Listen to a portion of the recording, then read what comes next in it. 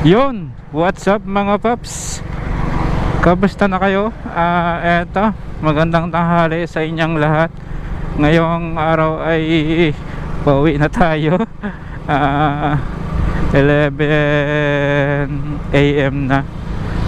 Nag-vlog lang ako pabalik kasi para ma-shoutout yung ating kaibigan, ating friends, ating followers na si shoutout sa'yo pare, Rugel Santik. Ayan, sa vlogger ng Marinduque, shoutout sa'yo pare. Ayan, alam ko nandito siya ngayon sa Mindoro, umuwi. May project ata dito dyan sa barangay Santa Teresa Gloria. Dito yun sa lalawigan ng Oriental Mindoro. Ayan, shoutout sa'yo pre.